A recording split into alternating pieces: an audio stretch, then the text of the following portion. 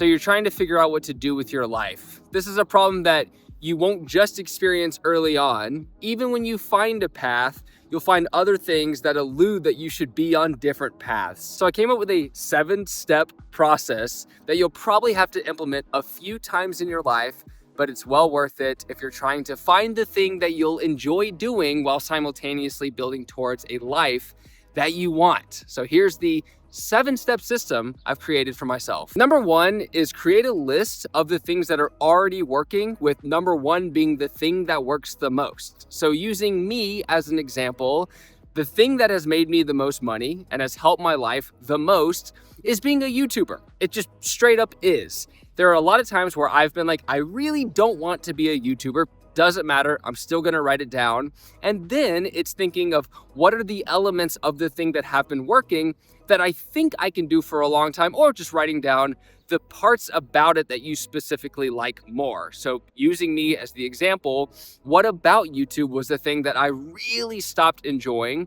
What are the things that I absolutely love? And for me, what I realized is if someone could just give me titles and thumbnails and send me on my way, I love every other part of the process. The actual filming, the actual talking, the actual sharing. Anytime I have an interesting idea, just talking to a camera, I love that entire process, because to me, the camera, as weird as it may sound, has become a bit of a companion. But again, you want to write down everything that has kind of worked, because we may be able to figure out a way to connect two of those pieces. So another thing that's worked for me is starting an e-commerce business and selling baby onesies. Another thing is creating other e-commerce businesses, doing design, writing children's books. I did that and people seem to like them. So there are a few things that I've done, but also it's like, what are things that have worked positively that might not have a financial outcome? So for me, working out, like staying consistent with workouts and figuring out my framework around that, that has worked. Even though there was no financial gain, it's just another part of what works in our life so far. So try to write down a list of everything that's worked so far, even if financial outcome hasn't been the award necessarily, like going to school consistently, getting all A's. Like, how did you do that? Write it down. Number 2 is describing everything from question number 1 as skills. What are the specific skills you have? So for me, it would be storytelling. It would be writing or illustrating. I mean, if I'm going to be completely honest, illustrating is a skill, but this is where the other 2 questions come into play. Actually, there's 3 questions you want to ask yourself about each skill, which is, how much do you enjoy it? How good are you at the skill? And how much is the market willing to pay for it? Which you don't have to come up with a number, but like, does the market pay a lot for that skill? You can just say the market pays nothing, a little bit, or a lot for that specific skill. So for me, making YouTube videos, does the market pay a lot for YouTube videos? Of course they do, but it's a super saturated market. Then the question is, well, how good am I at it? Even if I have 1 million subscribers, am I still good at making YouTube videos? And I think yes, or I can be. And the other question is, how much do I enjoy it? Well, if I can do it in a certain way, I enjoy it a lot. So for each of the skills you have written down, write down those 3 things. And if you want, you can sort of measure it from like 1 to 5 in terms of how much you enjoy it, how good you are. You can use a 1 to 5 measurement, and how much other people are willing to pay for it. Create that market, but ask those 3 questions for every skill you have written down. Number 3 is based a little bit on personal experience, but I actually think it might be a little overstated, but everyone talks about it, so I feel like it's important to mention. But thinking about who exactly you're making this thing for. If you have a customer or clients, what exactly are you making and who exactly is it for? So if you're like, well, my skill is building websites, then you can think that's a lot easier, because you can think about like the exact type of business you would want to hire you. And for me, it's a little harder if I'm making YouTube videos. It's like, who exactly am I making YouTube videos for? And as strange as this sounds, more than the people who need advice about life, even though this video is totally structured around that, I actually want to make videos for people who kind of want a companion throughout the day. And people might think that's weird, parasocial, whatever.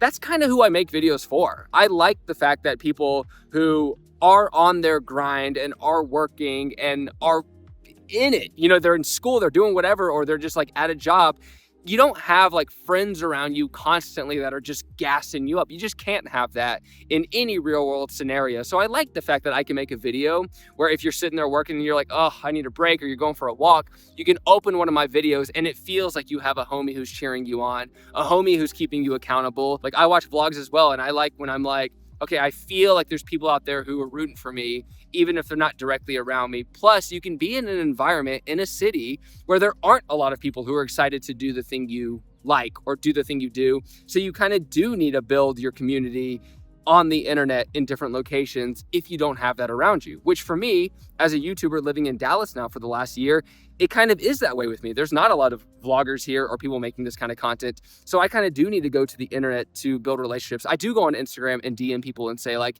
hey, like, let's connect, let's talk, let's have conversations. So to me, that's kind of who I'm trying to appeal to, is really just people like me who are kind of on their mission, but want someone in their pocket that can gas them up and to keep them accountable. Number 4 is to create 3 realistic paths of what you can do based on your skills. Now, if you can't come up with 3, that's better. If you come up with 2 or 1 is perfect, because then you don't need to go through the next lesson. But if you can't stand the idea of sticking to one thing and you know you're gonna miss this one and think about this one, then just create what I would say is 2 weeks on each path. So for me, having a children's book brand, being a YouTuber about skateboarding, and then making YouTube videos for other creators so I can build relationships. That's 3 different paths I can do. What I would do is come up with 2 weeks for each one. I'm actually gonna combine this with number 5, which is to do it publicly. So let's combine 4 and 5. Part of that 2-week path of pursuing the thing that you're doing is sharing every day about that thing. And you don't need to optimize. You don't need to find the videos that did well and mirror them and do all these like little tactics. Just go on your Instagram story, go on your Facebook, go wherever, and see if serendipity happens from just sharing the fact that you're on this journey. Be like, hey, like I myself am writing and illustrating children's books, and I want to figure out how to sort of like do it better or where I can sell the books. So be like, day 1, hi, today I reached out to like 6 different libraries to see if they would carry my books. This is what they said. Does anyone have any advice? You might get 0 response, but going through this journey of 2 weeks being like, this is the path, not only will you probably have a few people out there kind of be like, hey, I did the same thing, let's have a conversation, but you'll also see what it's like to be on that path. So that's probably going to be an iteration of what it would be like if this became your thing, your purpose. Again, purpose is a thing you build. It's not a thing that you discover. It's a thing you uncover. So pick the 3 paths, do them each for 2 weeks, do them publicly. And even if people kind of get on your case and say, wait, you didn't stick with the thing, you can say, sorry, I have 3 things that I'm trying for 2 weeks, and then I'll go back to the one that I found most interesting. That's what I would do. Because after that, you'll probably find yourself in another moment like this where you're like, I'm not really sure what I want to do, but you've already gone through the logical process of figuring out what was the most fun week or most fun 2 weeks. You logically have it written right in front of you. Everything is going to be hard though. No matter how fun it was for those 2 weeks, there will be a time in the future where you go, this doesn't feel right. But logically, you know it is because you're looking at the paper that you've already been through this journey. Number 6 is just out of those 3 paths, write down which one gave you the most energy. Not necessarily which one is the most fun, but what gives you the most energy. So for me, I love energy. Working out gives me a ton of energy. Walking and exploring. Sometimes I don't really want to do those things. Sometimes I could sit inside and watch something on my computer for whatever hours, but it doesn't give me energy. That's the thing I think is the best to look out for. It's what's the thing that's going to wake you up, and you're going to remember that feeling of the high energy, and that's what's going to get you out of bed and excited to do the thing. Not the fact that it's like a thing you can just do real quick. Like, yeah, I love eating disgusting snacks and pastries. I mean, they taste delicious, but they're really bad for me. I love that. But if I did it all the time, I mean, it depletes my energy. It makes me feel bad about myself. It makes me feel self-conscious. I really don't like that. But when I think about going to an event with my wife, who's like, hey, there's these other creators, we can talk, we can mingle. I'm like, no, I don't want to do that. But afterwards, I'm always like, I have so much energy. This is amazing. And like alcohol, when I first drink it, I'm like, I love this energy, but then I feel terrible the next day. It's like, well, is that the kind of, you got to think about the thing that actually gives you the most energy overall, the thing that makes you feel most fulfilled as well, because that probably aligns with your energy. So out of the 3 paths, which one gives you the most energy? And number 7 is the most important. What is the simplest path you can go on that allows you to do this for the next 90 days. As in, what is the one thing you can do every single day that moves the needle forward, that makes this path happen? So if I wanted to be someone who made YouTube videos like this, what do you think is the thing that I should do every single day? It's showing up and doing this, right? Sitting here, talking, writing down a script, getting some ideas out. This is what I should do every single day. Everything else is not a waste of time because it can add to it, but everything else is distraction. It's like another thing that isn't lending to this. So this is the one thing, if this was my path, I mean, today this is sort of like spontaneous and random, but like if this was the path I decided on landing on and I tried this for 2 weeks and I did everything else, then I have to show up and do this one thing. It's not like do this, but also make sure I answer my emails every day, which you probably need to do. But it's not like figuring out all the ways to make it better. It's like the thing to show up every single day to get excited about. This is what grew my YouTube channel initially to 1 million subscribers, is I woke up every day and I made a vlog because it gave me a lot of energy because of a lot of reasons. One, I was filming videos around an energetic day. But two, I also felt like I was doing the cool thing that Casey Neistat was doing. I'm like modeling after someone who really inspired me. A lot of times just becoming is where the energy comes from. It's like I am becoming this version of myself that I didn't know I could be this. And I'm seeing this and I'm meeting this person. And he told me to try this and this and this.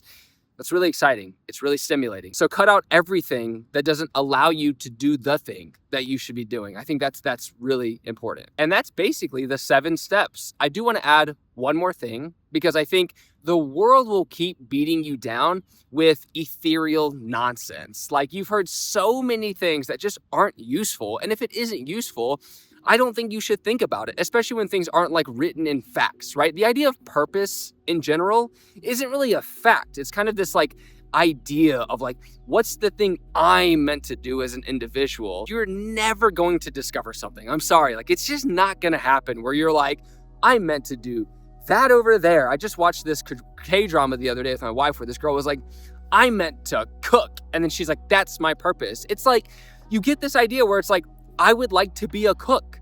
And then you try cooking a lot. Like, it's not as big of this idea, and you could like learn to not love it, but everything has to have some level of commitment to discover whether or not it is something that you want to do in the long run. Purpose is a thing, but it's a thing you build. And if you one day are like, cooking is my purpose, it doesn't prevent you from doing other things. It's not like you can go and not have a different job or not pursue something else. You can be like, oh, I know that cooking is always there for me. It's always something. Like, I actually think in some ways skateboarding is a purpose for me, but it's just a purpose, right? I have so many purposes. My family is a purpose, but I don't want to monetize my family, whatever that looks like. I don't even care about the expression, to be completely honest. I think the best thing to think about is, what is the thing that I can wake up excited to do on a consistent basis? I think that's what's most important. And what I have found is it's having an achievable goal within a year.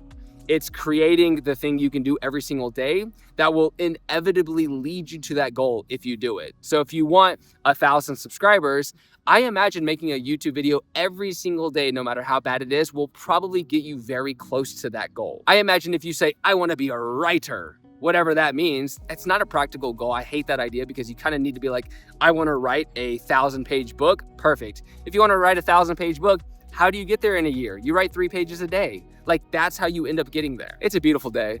Look at this. Like, I'm feeling so good. That's why I wanted to film as well. I've just had a lovely, lovely day exploring. And when I think about my skills, I think part of me as well feels really guilty because it's like the things that I really want to do for a career, it seems like I'm trying to excuse myself out of doing. It's like, no, I actually have a knack for doing certain things, like talking to a camera. As simple as it seems, it's not that easy. I've gotten a lot of friends. I've been like, film my friends, talk, and like, they can't do it. And I'm like, okay, well, if this is a thing that I can do, and if I'm able to build a relationship, if I've seen that this has worked in the past, if I really love doing this and I enjoy doing this, then like, it's okay that I go out and about all day and I film for 8 hours. Like, that's fine. And I'm the one who beats myself up going, yeah, but I should be doing this because I should be serving more people in this way. And it's like, shut up.